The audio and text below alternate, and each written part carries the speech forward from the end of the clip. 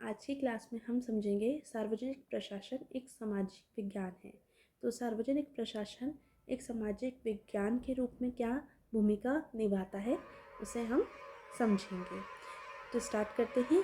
सार्वजनिक प्रशासन को एक सामाजिक विज्ञान के रूप में देखा जा सकता है क्योंकि ये समाज के संगठन, संचालन और विकास से संबंधित है। सामाजिक विज्ञान उन विषयों का अध्ययन करता है जो मानव व्यवहार, समाज और इसके विभिन्न पहलुओं को समझने का प्रयास करते हैं। सार्वजनिक प्रशासन इन सिद्धांतों को लागू करता है ताकि समाज के प्रशासनिक तंत्र को बेहतर बनाया जा सके। तो इसका तात्पर्य यह है कि जो सार्वजनिक प्रशासन है उसे हम सामाजिक विज्ञान के रूप में भी देख सकते हैं।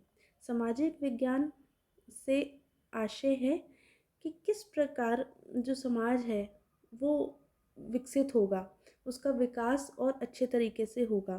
तो इसके अंतर्गत समाज के विषय में अध्ययन किया जाता है। सामाजिक विज्ञान उन विषयों का अध्ययन कराता है जो मानव व्यवहार से संबंधित हो। इसके अंतर्गत, इस विषय के अंतर्गत मानव के व्यवहार को समझा जाता है। मानव का व्यक्तिगत व्यवहार कैसा है और जब वो समाज के भीतर रहता है, लोगों से जुड़ता है, तो उसका उस टाइम पर और व्यक्तियों से, अन्य व्यक्तियों से व्यवहार किस प्रकार का होता है, इसमें इसका अध्ययन किया जाता है। मानव के व्यवहार को समझा जाता है कि वो समाज में रहते हुए अपना रोल कैसे प्ले करता है। तो समाज और इसके विभिन्न पहलुओं को समझने का प्रयास करते हैं। सार्वजनिक प्रशासन इन सिद्धांतों को लागू करता है ताकि समाज के प्रशासनिक तंत्र को बेहतर बनाया जा सके। जो सार्वजनिक प्रशासन है वो ऐसे सिद्धांत लागू करने की कोशिश करता है, प्रयास करता है, जिससे जो समाज का प्रशासनिक तंत्र है उसको और बेहतर बनाया जा सके, उसको और विकसित किया जा सके। अब हम इसके महत्व को समझते हैं। सार्वजनिक प्रशासन का सामाजिक विज्ञान के रूप में क्या महत्व है। तो इसका सबसे पहला पॉइंट है मानव केंद्रित अध्ययन। मानव केंद्रित अध्ययन, मानव का अध्ययन करना। तो सार्वजनिक प्रशासन का मुख्य उद्देश्य समाज और उसके नागरिकों की समस्याओं को हल करना है। यह मानव व्यवहार और सामाजिक ज़रूरतों पर केंद्रित होता है। तो सामाजिक विज्ञान का क्या महत्व है। सार्वजनिक प्रशासन का मुख्य उद्देश्य समाज और उसके नागरिकों की समस्याओं को हल करना है। कि जो समाज में लोग रह रहे हैं, नागरिक रह रहे हैं, उनकी दिन प्रतिदिन की बहुत सारी ऐसी समस्याएं होती हैं, उनको हल करना है, उनकी सहायता करना है, और ये मानव व्यवहार और सामाजिक ज़रूरतों पर केंद्रित होता है। तो जो सार्वजनिक प्रशासन है इसका काम ही यह है कि नागरिकों के हितों की रक्षा करना, हर एक व्यक्ति को किसी भी समस्या का सामना ना करना पड़े इसका ध्यान रखना। जितनी भी सेवाएं दी जाती है नागरिकों को, वो सेवाएं लोगों तक पहुंच रही हैं या नहीं पहुंच रही हैं, इसका ध्यान रखना ये कर्तव्य होता है सार्वजनिक प्रशासन का, लोक प्रशासन का। अब इसका सेकंड पॉइंट है संगठन और प्रबंधन।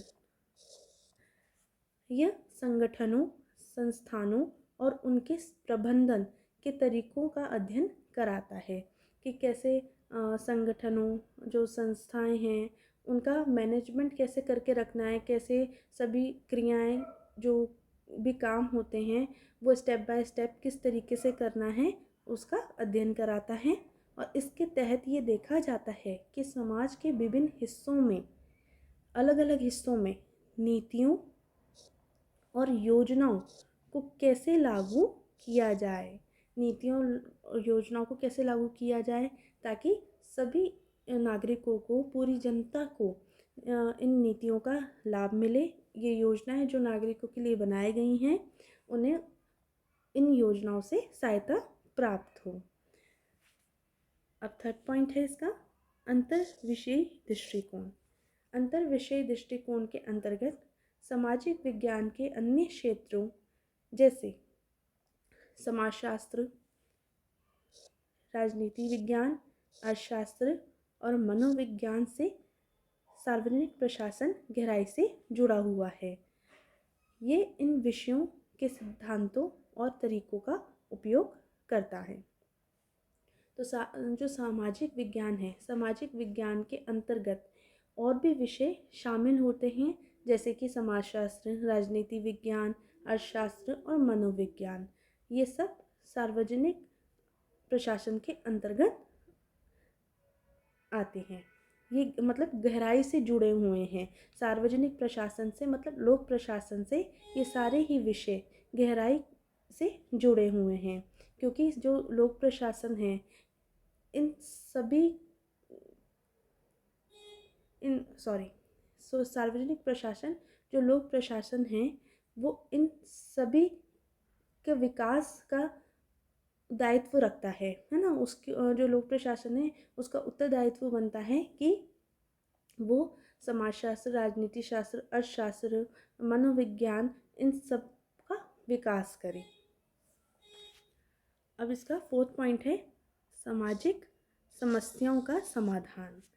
सार्वजनिक प्रशासन समाज में असमानता, गरीबी, शिक्षा की कमी और स्वास्थ्य सेवाओं की समस्याओं जैसे मुद्दों पर ध्यान देता है कि असमानता ना हो, देश में समानता पाई जाए, सब नागरिक मिलजुल कर रहे, एक दूसरे का सहयोग करें, गरीबी कम हो, शिक्षा की सबको शिक्षा प्राप्त हो, है ना, सभी को स्वास्थ्य सेवाएं उपलब्ध की जाएं, ये सब का ध्यान रखता है। ये जो भी समस्या हैं इन पर गहराई रूप से विचार किया जाता है और इन सबको प्रयास किया जाता है कि ये देश से हट जाए।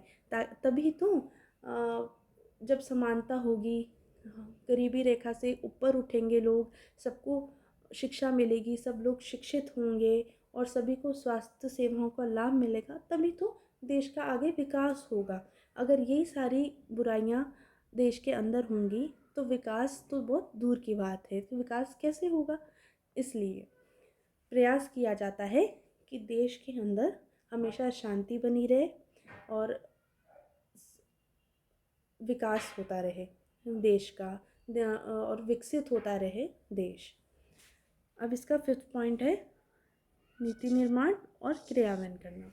वही नीति निर्माण जो सरकार के द्वारा किया जाता है, नीतियों का निर्माण, और क्रियान्वयन प्रशासन के द्वारा किया जाता है। तो ये नीतियों के निर्माण और उनके क्रियान्वयन की प्रक्रिया पर भी आधारित है, जो सामाजिक विज्ञान की प्रासंगिकता को दर्शाता है। अब इसका 6th पॉइंट है जन भागीदारी और लोकतंत्र।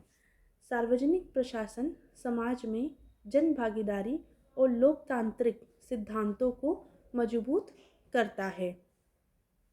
तो सार्वजनिक प्रशासन समाज में जन भागीदारी को मजबूत करता है ताकि जनता भी सहयोग करे, जनता के भी जो विचार हैं वो प्रशासन तक पहुँचे, सरकार तक पहुँचे। क्योंकि जो भी कार्य किया जाता है सरकार के द्वारा या लोक प्रशासन के द्वारा, वो किया तो नागरिकों के लिए जाता है, जनता के लिए जाता है। इसलिए ये आवश्यक है कि जनता क्या सोचती है, जनता क्या चाहती है, उसकी आवश्यकताएं क्या हैं, ये प्रशासन तक, लोक प्रशासन तक और सरकार तक पहुँचे। तो इसके लिए जो लोक प्रशासन है, सरकारें ये प्रयास करती हैं कि जन भागीदारी भी आवश्यक है और लोकतांत्रिक सिद्धांतों को मजबूत करता है। अब हम इसका निष्कर्ष समझते हैं। सार्वजनिक प्रशासन को एक सामाजिक विज्ञान माना जाता है क्योंकि ये समाज के विकास, सामाजिक समस्याओं के समाधान और सामाजिक संगठनों के प्रबंधन के सिद्धांतों पर आधारित है। क्यों माना जाता है? क्योंकि समाज का विकास करना है, समाज को और विकसित बनाना है, समाज के अंदर जितनी भी समस्याएं हैं उनको दूर करना है, उनका समाधान करना है और सामाजिक संगठनों का प्रबंधन हो सके, स्टेप बाय स्टेप सभी कार्य अच्छे से संपन्न हो सके, इस पे आधारित है सामाजिक विज्ञान। यह मानव जीवन के हर पहलू पर प्रभाव डालता है, जिससे समाज में सामूहिक रूप से सुधार और विकास सुनिश्चित हो सके। जिससे समाज में सामूहिक रूप से सुधार हो सके, समाज और बेहतर बन सके और विकसित हो सके, समाज में रह रहे जो नागरिक हैं उनका भी विकास हो सके। इसलिए सामाजिक विज्ञान ज़रूरी है। सामाजिक विज्ञान के अंतर्गत मानव का अध्ययन किया जाता है, मानव का व्यवहार कैसा है व्यक्तिगत रूप से या जब वो समाज के भीतर रहता है, सामाजिक रूप से लोगों से जुड़ा रहता है, तब उसका व्यवहार कैसा है अन्य लोगों से। तो ये सब चीज़ें इसके अंतर्गत जानी जाती हैं। तो आई होप फ्रेंड्स आपको आज का टॉपिक समझ में आया होगा, और किसी भी कोई भी चीज़ अगर आपको कोई भी पॉइंट ऐसा है समझ में ना आया हो तो मुझे कमेंट करके ज़रूर बताएं, मैं प्रयास करूँगी और अच्छे से समझाने का। तो हम मिलते हैं अब नेक्स्ट क्लास में, और अगर वीडियो पसंद आई हो तो प्लीज़ वीडियो को लाइक ज़रूर कीजिएगा और शेयर भी कीजिएगा, और मेरे चैनल को सब्सक्राइब कर लें ताकि आपको मेरी नई नई वीडियो मिलती रहे। तो थैंक यू। अब हम मिलते हैं नेक्स्ट क्लास में। Okay bye.